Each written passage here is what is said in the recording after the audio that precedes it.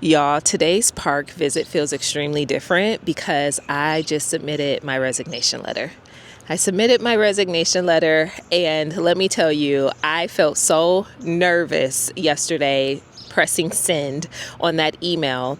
I came to this park yesterday evening with my mom. Y'all know this is my happy place. It's my place of peace. I came here with my mom because I had a lot on my mind and I just needed space to like talk it out and walk it out at the same time. Because I'm a woman, when I have a lot going on, I'm outside. Honestly, I'm always outside. I love it out here. This is restorative for me. This is peaceful. This is calm. Like, this is how I want my days to be. So we came out here, walked around, and I mean, I am 37 years old, but I don't think I'll ever be too old for my mom's wisdom. I still go to my mom to this day and ask her questions and ask her for guidance. And then she prayed with me and she just, reassured me and confirmed my decision. And then she was just like, honey, don't worry about the money. Don't worry about anything. She said, one thing about you, you can always get something else. And even if it's something that you need to do in the meantime until the next thing, you're going to be okay. Don't you worry about a thing. And that means a lot coming from her. But my goal also is not to like burden my mom, so that's not my goal by any means. But I submitted my resignation letter. Whew, man. This has been the year of audacity for me. In all my years of working a job, I have never quit 2 jobs in 1 year. One was contracted before this one, but I'm at a point now where it's like, if it works, it works. And if it doesn't, it just doesn't. And I gave it a little bit of time, but the job itself just was not a good fit for me. That particular role was no longer a good fit for me. It was not serving me. It honestly should be a position that 2 people do. It was burning me out. It was just exhausting. It was like triggering me in other different ways that I just couldn't fully put into words. I added too much onto my plate as well within that role, and trying to maintain my personal life and all these other things, right? And we all work jobs, but different jobs require different demands of you, different expectations of you. And I think you just have to be honest with where you're at with those demands and those expectations. My point of view on life overall changed drastically after breast cancer.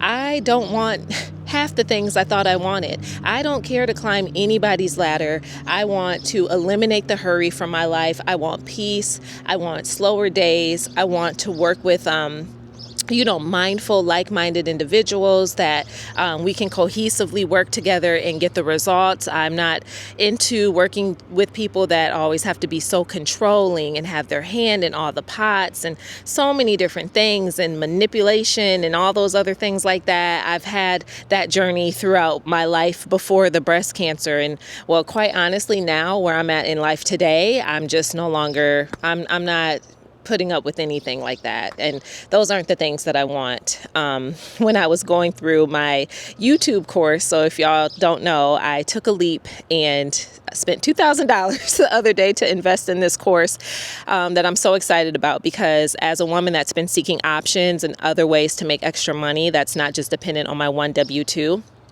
YouTube has become my thing. It's become my option, and it has like trickled down into other options, because now I have coaching, I have digital products, and I'm so excited because, well, I'm in grad school right now for counseling, clinical mental health, and I'm able to kind of just like merge my desires and my worlds together as I continue to grow and finish school. But I say all that to say, taking this course, I was listening to the first video yesterday, and he was just explaining like, what do you want and what don't you want, and some of us want more time to travel. Some of us want to be able to spend more time with our kids. I want to spend more time with my dogs. I want to take my dad on a trip up the Pacific Northwest so we can go fishing. I want to go on random adventures around Michigan because I'm from here and I never gave myself the opportunity to really explore it when I was younger. I want to just live in wonder, and I want to live in servantship, and I want to just have days where I don't wake up dreading going to work. And it wasn't even the job itself. Sometimes it's certain, individuals that you may work with that can make things a little harder, if I'm being honest. And I don't want that. I don't want that. So I want my time back. I want to do the work that I want to do. And I'm working towards all of those things. So I love that he started the video off with that. And I'm still like working through those thoughts to make sure I feel clear in what I want versus what I don't want. So I'm actually working towards like the true thing, right? So submitting this resignation letter and like literally having no plan B but the exit plan that I followed and created for myself twice now, definitely still felt a little scary. But I had to remember Mark 11:22, when God talks about if you say to the mountain, move and be tossed to the sea, you have to say it without doubting. Basically, not having that doubt in believing and trusting that God is going to do what you ask him to do. And I've really been following the ACTS framework with my prayers as well, because lately I felt like my prayer life had been off a little bit. But following that framework, adoration, confessions, thanksgiving, and supplication, I think. Following that framework has helped me in just how I talk to God and how I show up and communicate my desires, but also space to receive what he needs me to receive. And I feel like it's just no coincidence that like all these awarenesses, all these feelings, all these changes are happening literally in 1 week. And it's only Tuesday. It's only Tuesday. So I felt very like jittery yesterday, and I just felt this uneasy feeling. But I know it was for 2 reasons. I know it was my body telling me it's time to make this decision. And then I also know it was the fear of like, what's on the other side of this decision? Because we don't know what's on the other side of it. I know what I want. I know what I want to work towards. I know how I'm trying to like shoot my shot with YouTube and continue to build my options and build my extra income and continue to meet my community and help women and serve them that feel like this, because I never want someone to ever feel like this again. This is one of the worst feelings in the world, when you feel like you're trapped by just one paycheck and you don't have an out, where you're so exhausted because you're working so much and then you're putting in overtime just to be able to pay the bills, to be able to survive, to be able to take care of your family, your kids, your nieces, your parents, all that other stuff, where it just feels like it's the trap of the world. And I think this time that I'm going to be able to have to myself in the weeks to come I feel like God is pushing me in a certain direction to do a little bit more. And I want to sit with what that more feels like, because I've realized in and out of my life, I've been passionate about finances. I just never knew to what extent. I was even Googling finance therapy the other day because, heck, if I'm on this track, let's use the skills to the best of our ability to then be able to turn around and pull like 200 other people out of their situation, right? Because while we're on this earth, even though money isn't everything, money is a tool and we need it. We need it to survive. We need it to function. We need it to live.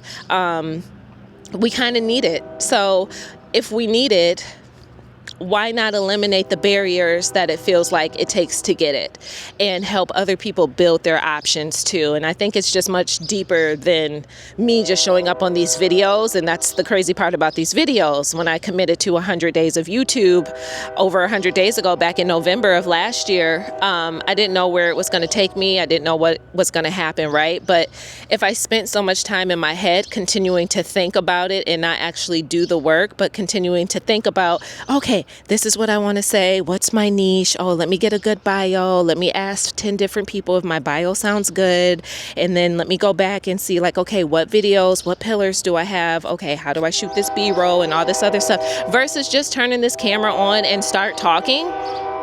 Like, sorry, y'all, train, small town vibes, versus just turning this camera on and just like starting to talk. I would have been stuck and I never would have taken the action. And you want to ask me how I know? Because I was stuck before years ago and I didn't take further action. So because I chose to bet on myself, turn this camera on, start talking, because I know more than enough. I have lived a life. I've lived a life from my point of view and my frustrations, my awareness, my, survivorship, my losses, my major life transitions, being back home with my parents at 37, having gone through breast cancer, having just gone through so much now, and now these job transitions. I have things to share and talk about. And so all that to say, like, because I've taken action, that's been giving me the clarity.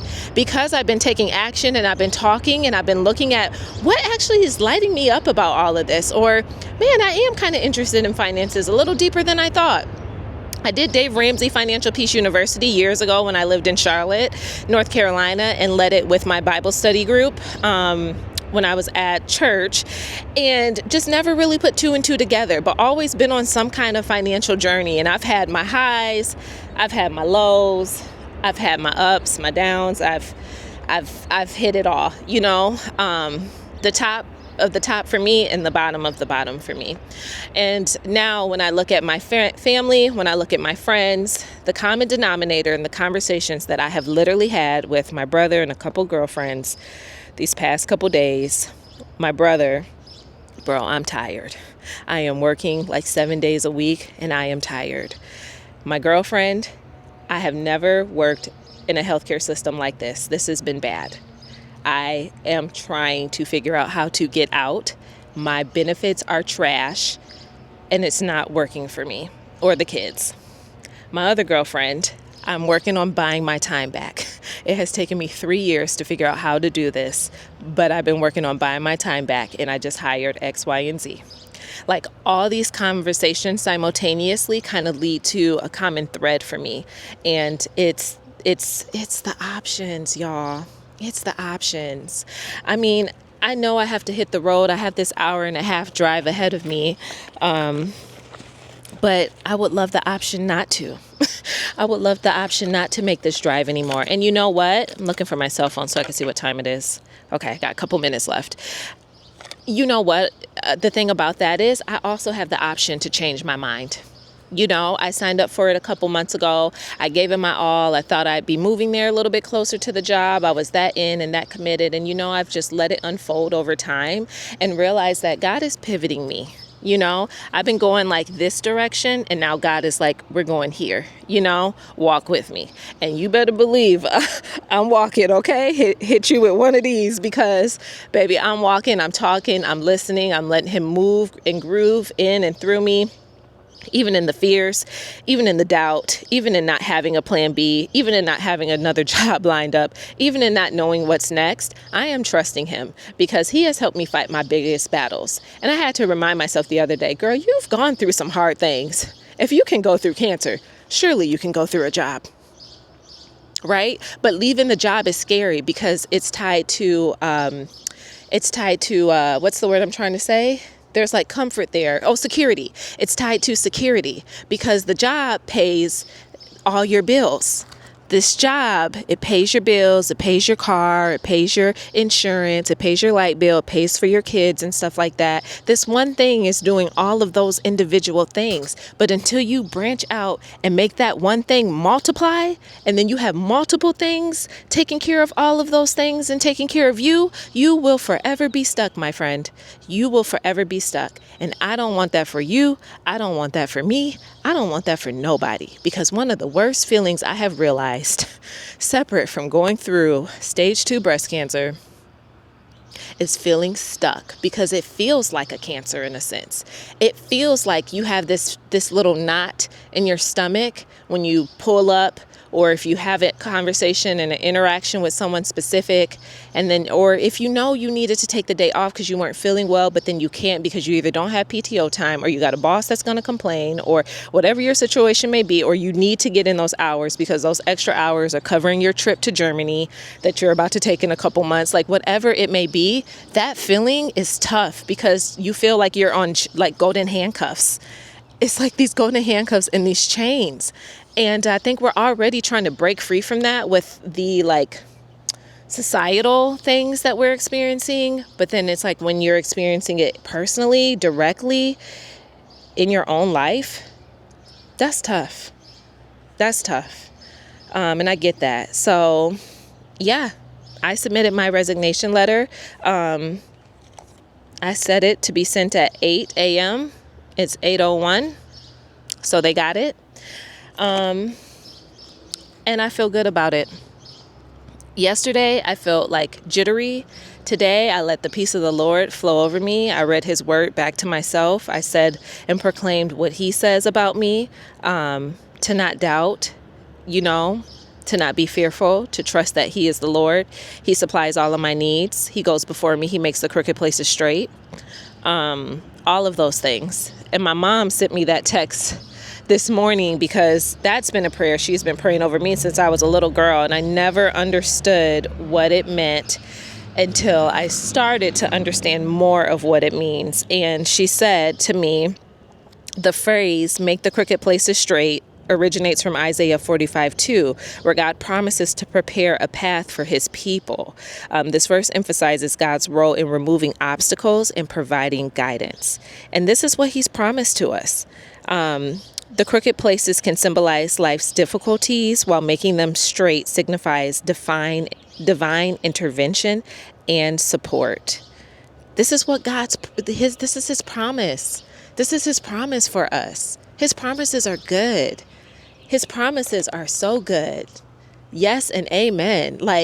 So I don't know, y'all. I'm feeling the beauty of the decision. I'm feeling the heaviness lift off of me now. Sometimes there are bunny rabbits out here. I'm feeling like the lightness, and just feeling the peace. And honestly, I feel the commitment to myself now more than ever to make more of my days like this. This is actually how I want my life to be. I used to think that I wanted the luxury apartment, floor-to-ceiling windows. I used to think that I wanted that one Mercedes-Benz that looks like a turtle with the back. I used to think that I wanted, just all these super lavish things. And those things are beautiful if you want them. If that's what you want, that's beautiful. But I realize that's actually not what I want. I want to be able to wake up today and go canoeing, or go kayaking, or go on somebody's boat on the Detroit River and just frolic around. I want to be able to wake up, film a YouTube video, put it out, let it do really well. It finds all the people that need to see me, and then I can go back and just continue to enjoy my day. Because for the past, since 2015, over 10 years ago, I said I wanted to get paid to be myself. I quite literally wanted to get paid to be myself. And I am now getting paid to be myself. 7 months later, 10 years later. This ain't a cracking of the code. This is a simple yes. And following my path, not following everybody else's path anymore. So, all right, y'all. Whew. That's all I got. I have no plan B. I have no next step.